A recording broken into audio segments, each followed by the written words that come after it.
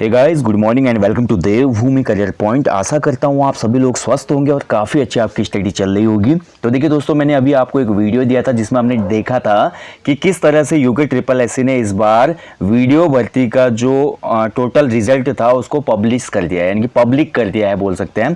पहले क्या होता था कि केवल हम अपने रोल नंबर से और अपने डेट ऑफ बर्थ वगैरह से लॉगिन करके अपने एक्चुअल मार्क्स और अपने नॉर्मलाइज मार्क और ओएमआर सीट देख पाते थे।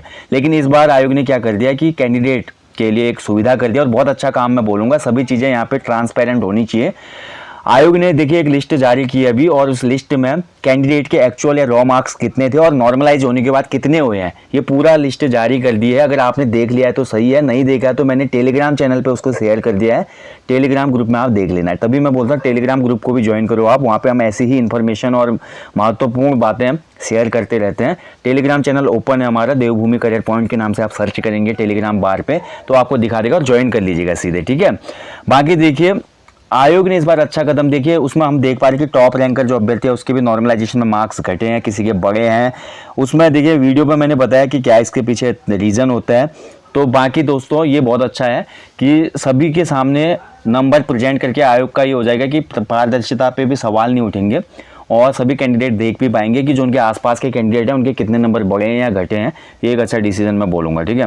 बाकी देखिए इसी के संदर्भ में, क्योंकि आपको पता है वीडियो भर्ती के लिए डीबी की डेट आयोग ने निकाल दी थी, और वीडियो भर्ती का जो डीबी होगा आपका 17 मई से शुरू होने वाला है, ठीक है। तो इसलिए आयोग ने उससे पहले एक महत्वपूर्ण नोटिफिकेशन यहाँ पर दिया है कि आप लोगों को वीडियो डॉक्यूमेंट वेरिफिकेशन से पहले कुछ बातों का ध्यान रखना चाहिए। 17 मई से 27 मई तक आपका ये डॉक्यूमेंट वेरिफिकेशन होना है। और आयोग ये बोलता है कि जितने भी आपने फॉर्म में जो चीज़ें भरी थी वो चीज़ें आपके पास बिल्कुल करेक्ट होनी चाहिए। एजुकेशनल क्राइटेरिया, उसके साथ साथ आपके जो कैटेगरी संबंधी क्राइटेरिया या जो भी आपने विवरण भरा है उसमें कोई भी झूठी सूचना नहीं होनी चाहिए, ठीक है। और फॉर्म भरने की लास्ट डेट तक आपके जितने भी क्राइटेरियाज थे कैटेगरी से संबंधित या एजुकेशन से संबंधित वो पूर्ण होने चाहिए। इसके अलावा देखिए बहुत सी ज़्यादा यहाँ पे डिफिकल्टी आई है आयोग को ईडब्ल्यूएस ओबीसी के मामले में। देखिए ईडब्ल्यूएस ओबीसी का यहाँ पे मामला बिल्कुल आयोग ने साफ किया था, बीच में कुछ नोटिफिकेशन आया था, हमने भी आपसे शेयर किया था। वो ओबीसी जो स्टेट ओबीसी होता है उत्तराखंड का, स्टेट ओबीसी की वैलिडिटी 3 साल होती है। और ईडब्ल्यूएस की यहाँ पे देखिए जो स्पष्टीकरण है ये हमारा यहाँ पर 9/11/2021 का जो प्रारूप था इसके आधार पे किया गया ईडब्ल्यूएस का, ठीक है। यहाँ पर आयोग साहब बोला कि ईडब्ल्यूएस प्रमाण पत्र के लिए राज्य सरकार द्वारा आदेश 9 नवंबर 2021 के द्वारा प्रारूप भी निर्धारित कर दिया गया है, और इसकी अवधि भी निर्धारित कर दी गई है। इस व्यवस्था के अनुरूप ईडब्ल्यूएस प्रमाण पत्र लाना अनिवार्य होगा, ठीक है। ओबीसी प्रमाण पत्र भी आवेदन की तिथि या आवेदन करने की अंतिम तक पूर्ण और स्पष्ट होना चाहिए। देखिए आयोग ये बोला है कि पिछली बार तो देखिए किस में ये हुआ था, मैं आपको बता देता हूँ। पिछली बार एक रिजल्ट आया था हाईकोर्ट क्लर्क वाला जो रिजल्ट आया था उसमें ऐसा ही हुआ था। बहुत से लोगों ने ईडब्ल्यूएस लगा तो दिया था, लेकिन लास्ट डेट तक उनका ईडब्ल्यूएस क्या नहीं था, वैलिड नहीं था। ऐसा ही ओबीसी में हुआ था। उसमें आयोग ने क्या किया था कि आपका जिला प्रशासन से आख्या या स्पष्टीकरण मांगा था, ठीक है। जिसमें से कुछ आख्या स्पष्टीकरण तो बिल्कुल स्पष्ट थी, लेकिन कुछ में स्पष्टीकरण नहीं हो पाया था।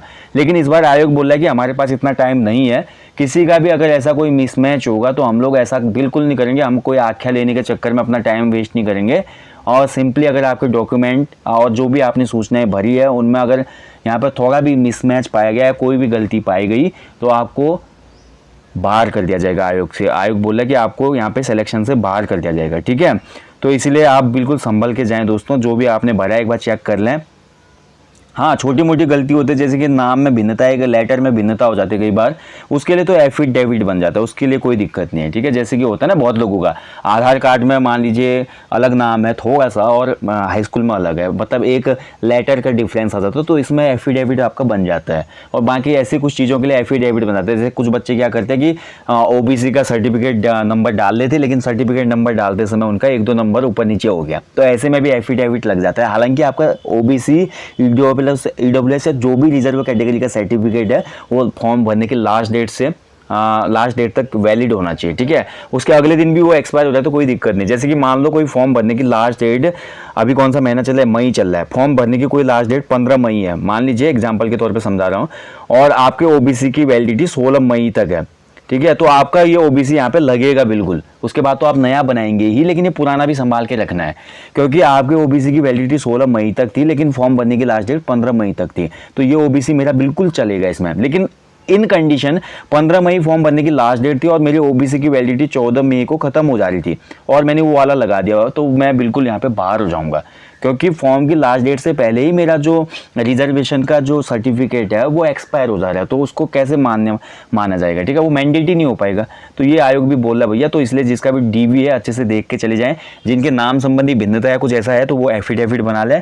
17 मई से आपका डॉक्यूमेंट वेरिफिकेशन होने वाला है। डॉक्यूमेंट वेरिफिकेशन के लिए आयोग की वेबसाइट पर आपका चेकलिस्ट है, चेकलिस्ट के हिसाब से आपको डॉक्यूमेंट वेरिफिकेशन के लिए डॉक्यूमेंट ले जाने हैं।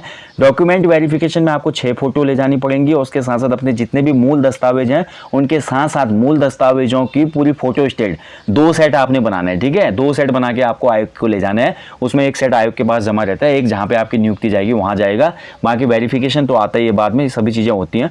तो इस हिसाब से सिलेक्शन प्रोसेस पूरा होता है। तो सभी लोग ध्यानपूर्वक सुन लें, जो भी आपके डॉक्यूमेंट हैं एक बार चेक कर लें, कुछ भी उसमें विसंगति है तो कोशिश करें सही की जाए। और जिन लोगों का ऐसा कुछ हुआ है कि फॉर्म भरने की लास्ट डेट से पहले उनका अगर जो भी सर्टिफिकेट था वो अगर उसकी डेट गई थी तो वो काउंट नहीं होगा, ठीक है। अब इसमें एक ही कंडीशन हो सकती है, जैसे किसी ने ईडब्ल्यूएस से भरा था और उसकी लास्ट डेट चली गई थी, फॉर्म भरने की लास्ट डेट से पहले ही ईडब्ल्यूएस एक्सपायर हो गया था, तो फिर वो जनरल में काउंट किया जाएगा और जनरल में काउंट करने के बाद उसके नंबर देखे जाएंगे कि वो जनरल रैंक के जो लास्ट कट ऑफ है उससे ऊपर नंबर होंगे तो तब ये ईडब्ल्यूएस सेलेक्ट होगा, अन्यथा ये बाहर हो जाएगा। ऐसा ही ओबीसी के संदर्भ में भी होगा। ओबीसी कैंडिडेट अगर जिसने ओबीसी में क्वालिफाई किया है और खुदा न खास्ता उसका ओबीसी का जो सर्टिफिकेट था वो लास्ट डेट से पहले एक्सपायर हो रहा था, तो फिर ये ओबीसी कैंडिडेट जनरल में गिना जाएगा और जनरल में तब गिना जाएगा जब वो जनरल के कट ऑफ के अंदर उसका स्कोर आ रहा होगा, नहीं तो ये भी बाहर हो जाएगा। तो ऐसी बहुत सी चीज़ें होती हैं। कई लोगों ने एक्स्ट्रा आर्मी भर दिया है, कई लोग मेल फीमेल कर देते हैं, कई फीमेल का मेल कर देते हैं। आयोग बोलता है भैया इसलिए फॉर्म भरने समय अच्छे से सावधानी रखें, फॉर्म भरना भी उतना ही महत्वपूर्ण है जितना कि आपका सिलेक्शन, और साथ ही जो फॉर्म एग्जाम डेट से पहले आपका फॉर्म करेक्शन आता है उस समय भी आपको एक बार चेक करना चाहिए हमेशा लॉगिन करके, ठीक है। इतने मौके देते हैं आपको आयोग वाले, तो आप लोग को गलती नहीं करनी चाहिए इसमें, ठीक है, और भविष्य में भी इस गलती से बचना चाहिए, क्योंकि उत्तराखंड में जॉब मिलना वैसे ही बहुत ज़्यादा बोल सकते हैं कि एक टेढ़ी खीर है, या बोल सकते हैं कि ऊँट के मुंह में जीरा है, या रेगिस्तान में पानी की बूंदें हैं, और ऊपर से फिर ऐसी कुछ चीज़ें हो जाएंगी तो समझ लीजिए ज़िंदगी में कितना ज़्यादा इसका इफेक्ट पड़ेगा, ठीक है, कितना ज़्यादा यहाँ पे डिप्रेस्ड हो जाएगा आदमी। तो इन चीज़ों का ध्यान रखें, छोटी चीज़ें हैं लेकिन महत्वपूर्ण है। कई बार कैंडिडेट अपने को ओवर स्मार्ट समझते हैं, चेक नहीं करते, चेकलिस्ट नहीं देखते हैं और फॉर्म भरने के बाद दोबारा उसको चेक नहीं करते हैं, या जब भी फॉर्म का करेक्शन आता है उस समय भी वो नहीं देखते, बोलते हैं मैंने सही भरा था यार कुछ नहीं होगा, और बाद में जब थोड़ा सा डिफरेंस होता है ना तब पता चलता है कि सिलेक्शन के बाद बाहर होना कितना बड़ा दुख देता है। फेल होने में उतना दुख नहीं होता आदमी को, नेक्स्ट एग्जाम के लिए प्रिपेयर होता है, बट सिलेक्शन होने के बाद डॉक्यूमेंट वेरिफिकेशन में बाहर होना ये बहुत बड़ा, बोल सकते हैं इतना बड़ा कष्ट सहना या इतना बड़ा एक डिफिकल्ट टाइम फेस करना बहुत मुश्किल है। इसलिए सतर्क रहें, सावधान रहें, ठीक है। चलिए मैं आपको जल्दी मिलूंगा दोस्तों, अपना ध्यान रखिएगा। जय हिंद, जय देवभूमि।